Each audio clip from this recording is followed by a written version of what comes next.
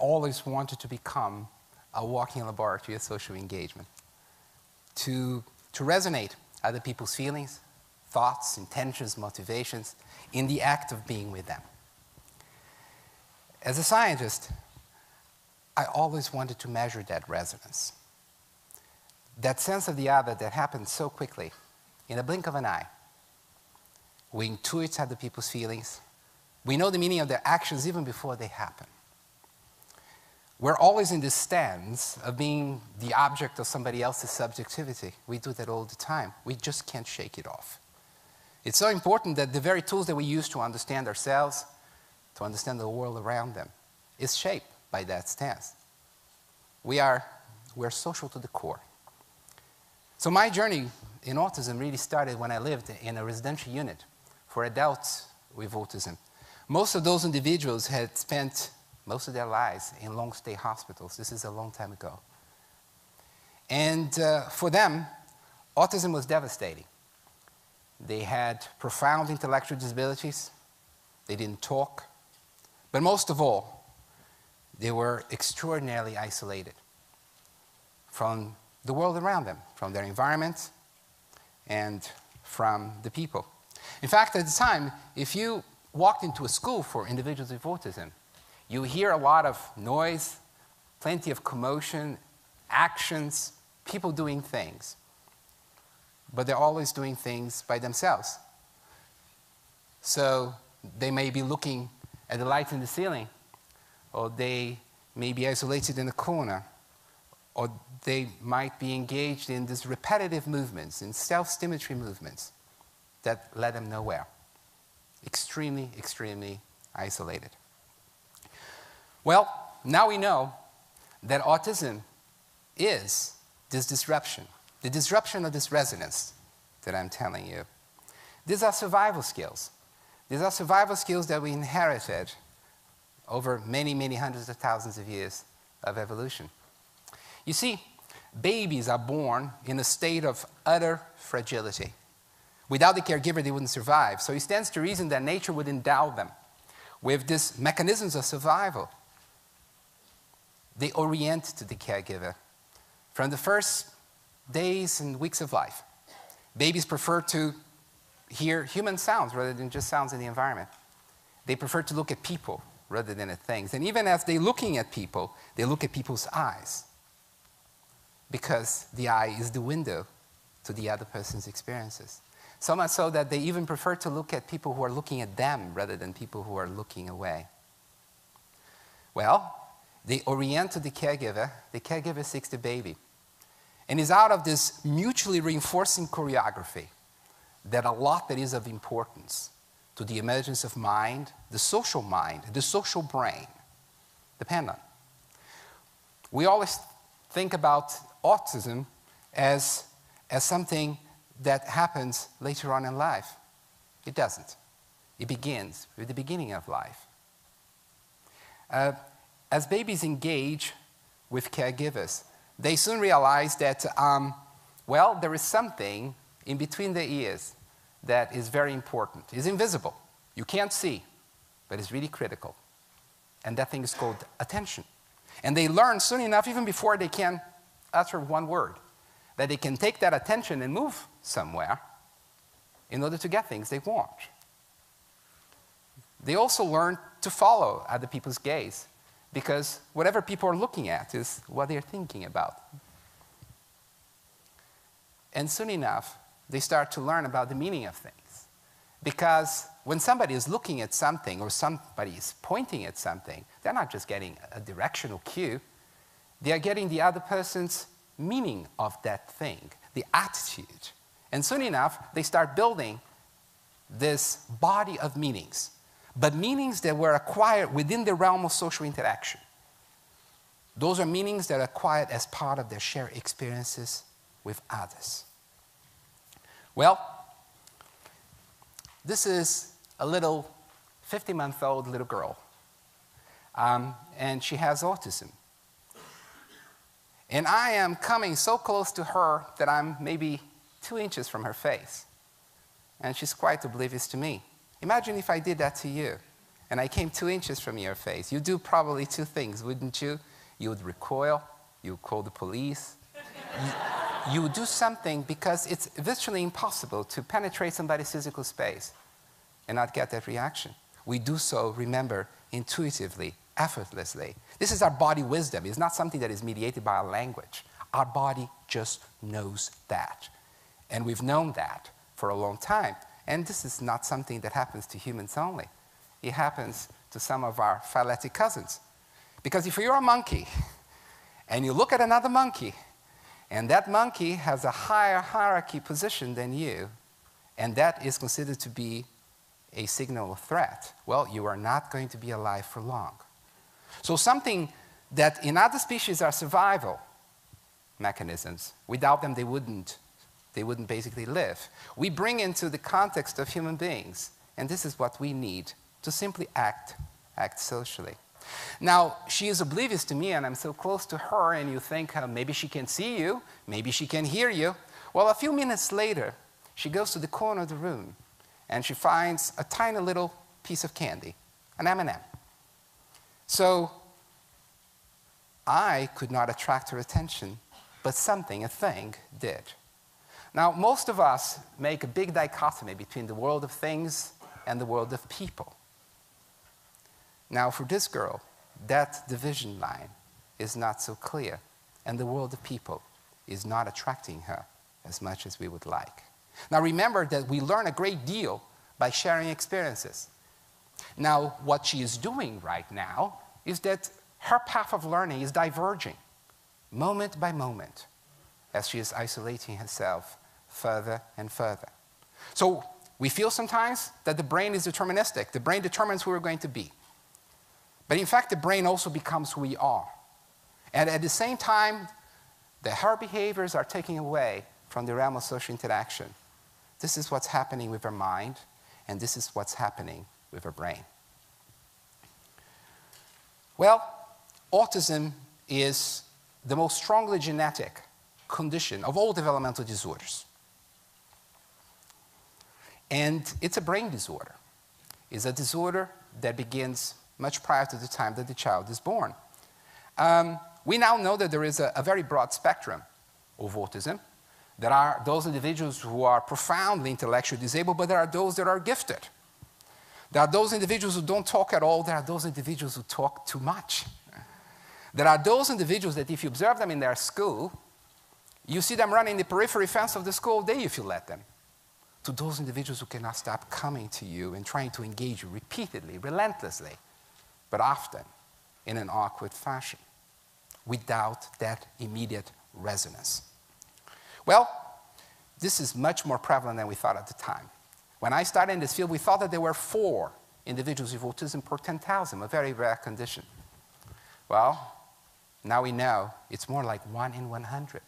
There are millions of individuals with autism all around us.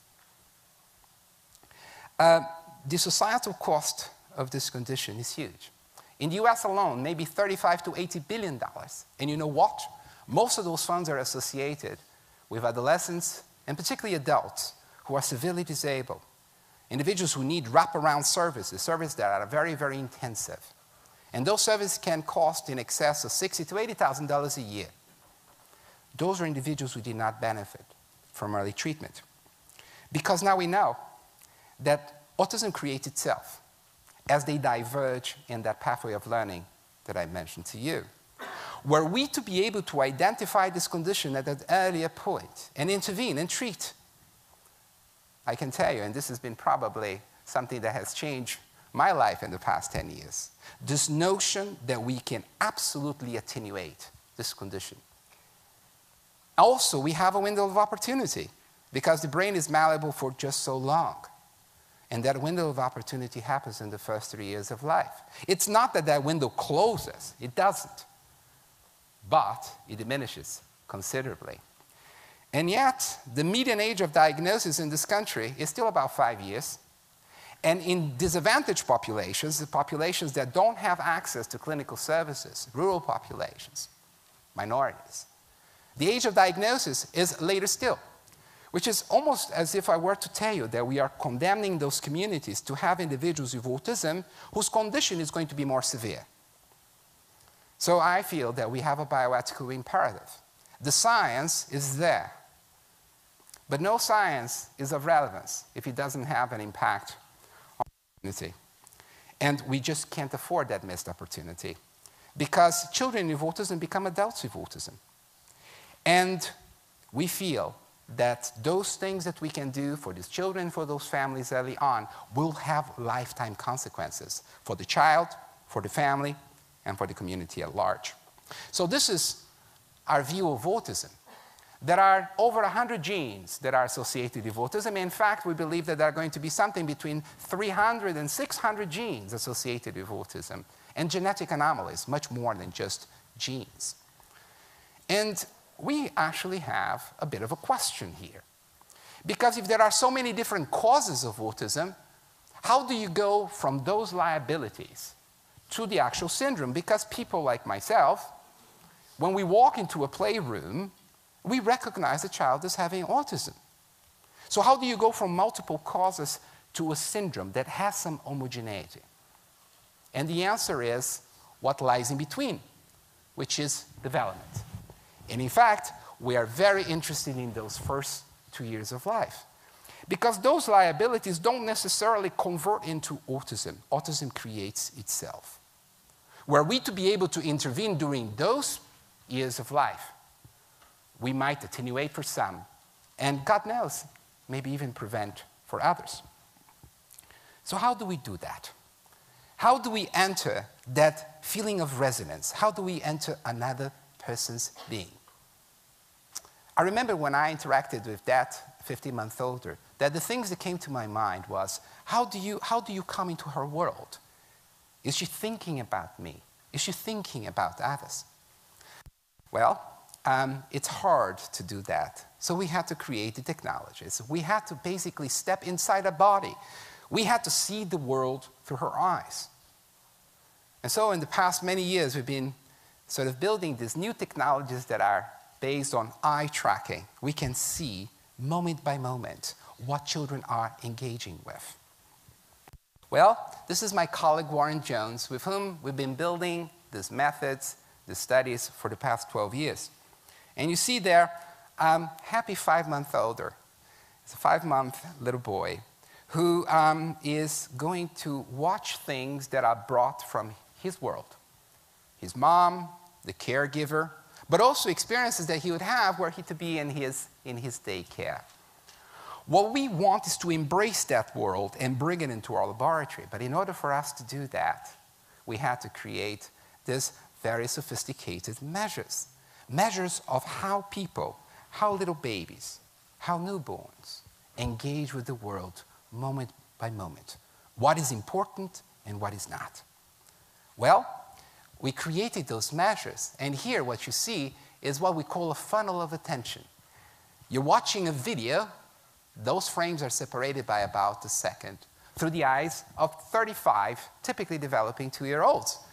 And we freeze one frame, and this is what the typical children are doing. In this scan pass in green here are 2-year-olds with autism.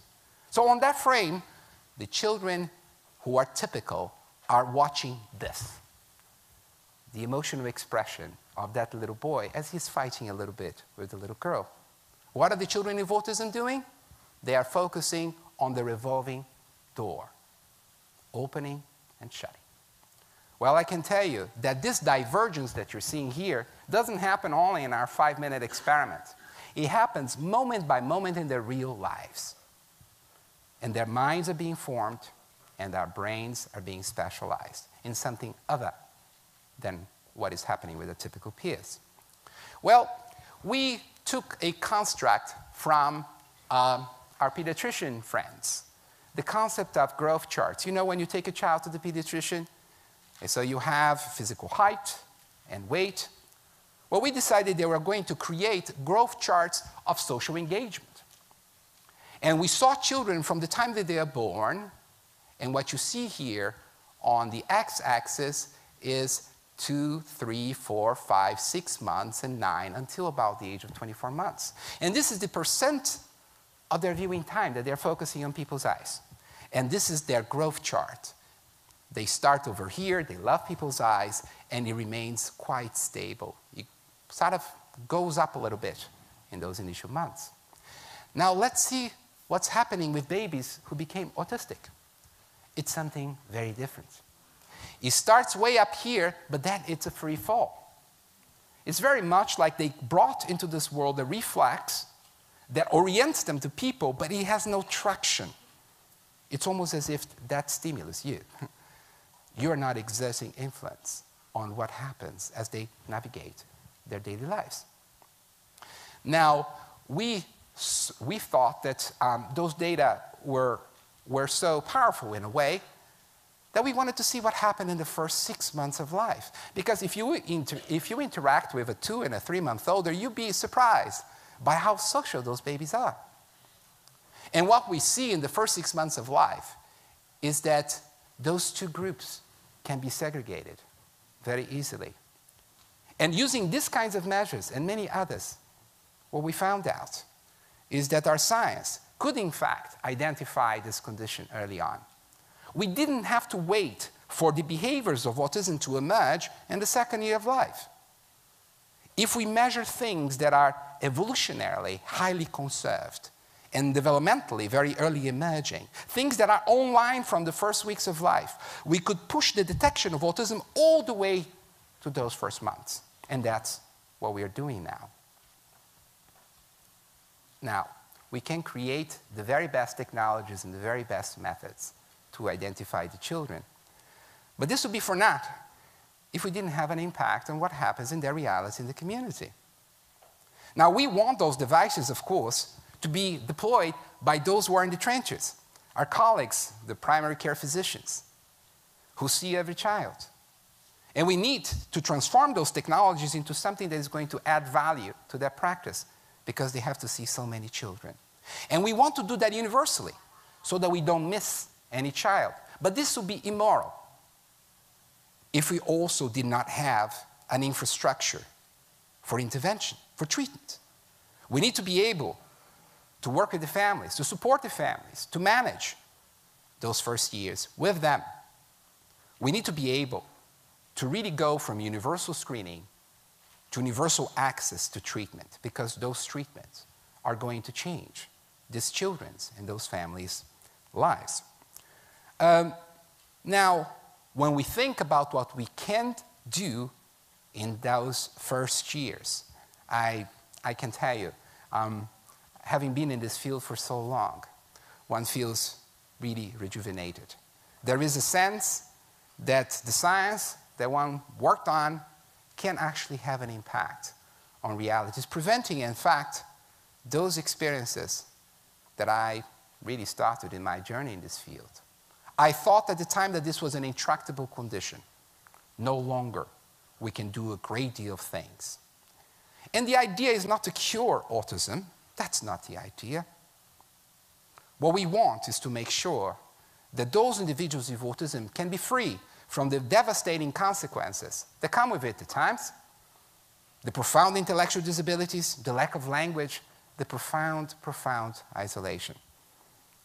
We feel that individuals with autism, in fact, have a very special perspective on the world, and we need diversity. And they can work extremely well in some areas of strength, predictable situations, situations that can be defined. Because after all, they learn about the world almost like about it, rather than learning how to function in it. But this is a strength.